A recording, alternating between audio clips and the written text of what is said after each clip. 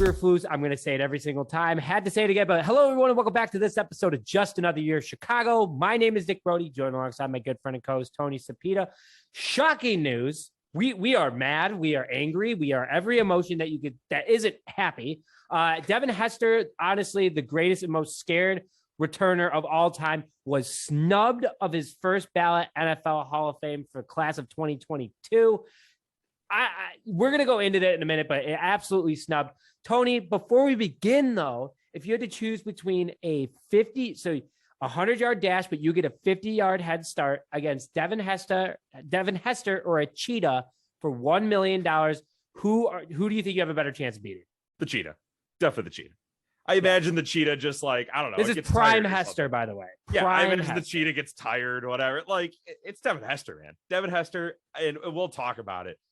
In my mind, is like, he's an immortal, at least in those prime years. I know, obviously, it dropped off at the end. Again, we'll talk about it all coming up, but I just can't imagine ever beating Devin Hester in literally anything. I can't darts. He's just a man. Anything. Like, not just running, just stuff. You know. Honestly, and no respect to anyone that did it, that got into getting into the Hall of Fame is an honor, obviously. And shout out to everyone that did make it, but Devin Hester definitely deserved it. He was a game-changing player. But Tony, we got more news coming up on more coaches that have been added to the staff. The staff is almost officially completed, but you do have one more piece of news for the fans that they should be looking out for. Yeah, of course. So before we begin, if you want a chance to win a signed Beckett certified, I know the certifications are the most important thing, Jalen Johnson jersey, you've come to the right place. So starting today, actually started a couple of days ago, so through Sunday, Super Bowl Sunday, make sure to follow us on Instagram and Twitter at official JShy, JAYCHI for both, for a chance to win. Winner will be chosen on 2/13 at 3 p.m. So Super Bowl Sunday at 3 o'clock Central Standard Time. Get you some great vibes before watching the game between the Bengals and the Rams. And the winner will be announced on our show that Monday. And watch out for fake accounts. If it's not at official JShy, don't answer it, block it, let us know, and we'll publicly commend you for it. Yeah. And also, if you do not want to be featured on our show, or you want to keep yourself private, by all means, we totally respect that. We will ask you if you are selected as the winner. But let's get into the shocking news of Devin Hester. Tony, why should he have been a first ballot Hall of Famer? There's not much words to say because there's a million words to say, but why should he have been a first ballot? Yeah, so I will say he's in a weird spot because it's as a return man. It's not just, some of these guys like Jerry Rice, where it's just like he was the best at a position that a lot of people play. There's punters in the Hall of Fame, man. Those are specialized, Yeah. He just was the best at a very important position. Obviously, it's a little less important now with them kind of getting rid of kickoffs, but he truly changed games. And I know this is more of an argument for the NBA Hall of Fame because it's a little stricter in the NFL. But you can't tell the story of 2005 to 2008 probably without Devin Hester. You can't tell the story of football without it. He absolutely deserved it. We're going to get into stats on why, just to really back up our point. But I think if you watch Devin Hester, you agree he's a Hall of Famer. I think that's fair. And you look at number 23 in Chicago, you think of two names now, Devin Hester and Michael Jordan. There's no, and Ryan Sandberg, no disrespect, but from a icon Tony's a White Sox fan. I'm a Cubs fan. From an icon standpoint, in a league standpoint, that's what you think of. And it just absolutely shocking. So let's break down the stats of just how amazing he was. Again, he was just a return guy. They experimented with him at wide receiver. It didn't do too bad, but let's break it down. So playing the NFL for 11 total years, 8 of them with Chicago, 2 with Atlanta, where he officially broke the records, half a year with Seattle, and then half a year with Baltimore. He started with Baltimore, then went to Seattle, who went to the playoffs, and then they got kicked out. But so special return stats, 20 total return touchdowns. That record's going to be untouchable. I mean, He absolutely did. 14 of them were punt returns. 5 of them were kick returns, and 1 was a missed field goal against the Giants during his rookie season. Honestly, in my opinion, was his most special. Obviously he was very special through his entire career, but it was just so impressive as a rookie, how much noise he made.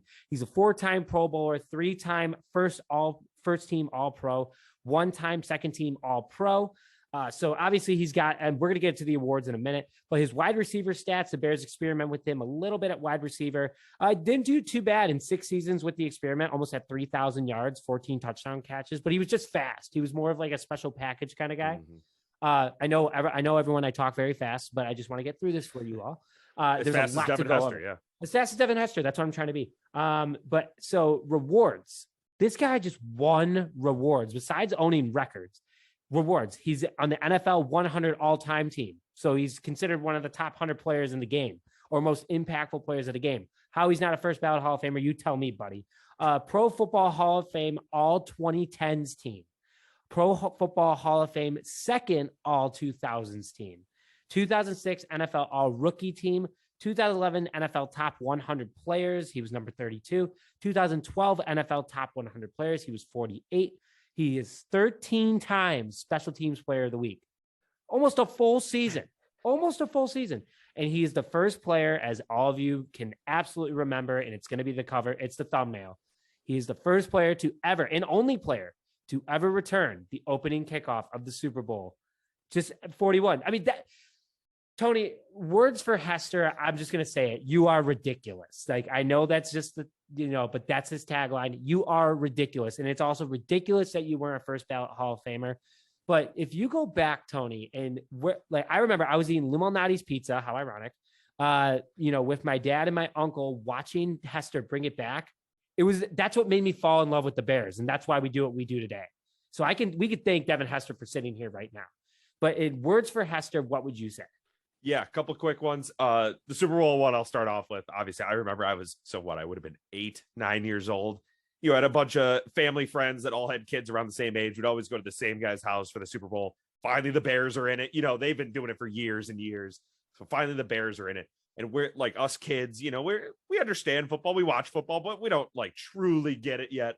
But we're just chanting Hester. And you can tell the parents were like, roll a little bit of an eye roll, but then they joined in and he did it. We're screaming.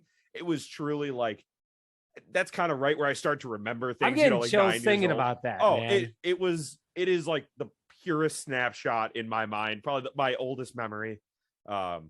And my favorite one, and this one is almost a little obscure. It was one of his better actually return games. It was against the Denver Broncos at Soldier Field. Yes. Yep. I wish I looked up this guy's the punter's name, because he was a real just scumbag too. He was just a bad guy. I was getting in legal trouble as a punter, but my dad was telling me about it on the way to the game. I'm still young here. He's like, this guy stinks. He said in the media, we're not afraid to kick it to Hester. We're going to kick it right at him. I think the first one he fumbled it and the Broncos recovered it. So that was kind of tough. And then they kicked it to him the next 2 times, I believe it was 2 touchdowns. One of them, he hopped over that guy. Him? It was incredible. I get the first one. It's like, oh, we recovered a fumble on him. Okay, he returned one on us. Lesson learned, 1 for 1 right there. But then they did it again, and he returned it again. And it was the rowdiest and like most I've ever seen, I guess, fans yell at an opposing punter. It was incredible. And I'll always have that. And I love you, Hester. That's why you are a first ballot Hall of Famer, because of that kind of stuff. Just the shiftiness, untouchable. He was truly untouchable. He was. Yeah. There'll never be another player like it in the return game, mostly because they're getting rid of returns, but either way. And we got him in the second round, actually. So, every team had a chance of getting him. I just think it's so crazy, the impact that Devin Hester had on the game. Thank you again for everything. We love you, Devin. You got it next. If he doesn't get it next year, it's like why is Barry Bonds not in the Baseball Hall of Fame? Just got to throw that out there. You could hit everything. I don't care. Todd steroids. Sauerbrunn.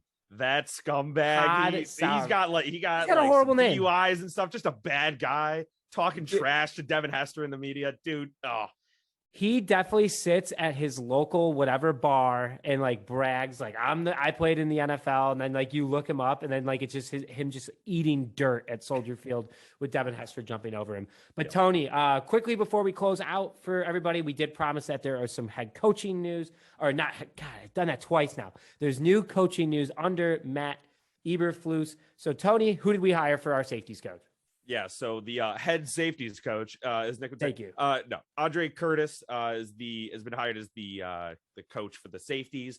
22 years of coaching experience, 16 in the NFL. He's with the Giants in 2006, 2008, Rams 2009 to 2011, Saints 2012 to 2014, Seahawks 2014 to 2022.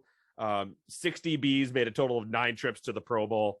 I mean, it's just a guy that knows how to coach him up. Like, it's true. It's just a good hire. And that's what I've been noticing too. Just Nick, you can get into the next guy real quick, is they're just making good hires. It is, or at least what I assume are going to be good hires, but it's very un-Bears like, and it's giving me that tingle. I'm ready for football season already. It hasn't even ended. I'm just ready. And let me give you something to get away with that tingle. Aaron Rodgers just won his 4th NFL MVP tonight. Doesn't matter. He's a loser. That's such a hollow MVP. Oh, I love it. How many NFC championships have you gone to, and how many wins have you gotten? Yeah, it came against Caleb Haney. Oh, Devin Hester tweeted out, "First of all, I want to congrats the 2022 Hall of Fame class, but this hurts me not being a first ballot. I really wanted this one bad. Hopefully it'll happen someday. 100. Got you, brother." Yep. Yes, totally deserve it, Devin. But, ridiculous. Ridiculous. That should be on a shirt. Not a first ballot. Ridiculous. Come on. Yep. So it's obvious shirts. You guys got that one. We'll give it to you that time. But David Walker, running backs, as our new running back coach for the Chicago Bears, 25 years of NFL experience, 7 years as a coach. He was with the Colts from 2011 to 2014. 2011, honestly, his best year came in 2013 with the Colts. He had a total of a little over 1,700 rushing yards as a running back group for the Colts. Not too bad. Can't blame that. And then the Lions, he actually helped make the Lions in 2018 have over 1,600 rushing yards. So even though he is one of the coaches that doesn't come from a true winning organization, he has seen success. He knows how to gain success, and that's why the Bears should be very excited for him. And also shout out to the Bears. They're just doing good things. They're making the fans happy. They're making us happy, and that's what we're going. Luke Getsy, I love you, man. That's all I got to say, too. Matt Eberflus, love you. Ryan Poles, love you. George McCaskey, stay a fan. You did your job. Stay a fan, though. But with that, thank you very much for joining this episode of Just Another Year Chicago. My name is Nick Rohde, joined alongside Tony Spito. We'll see you guys next time.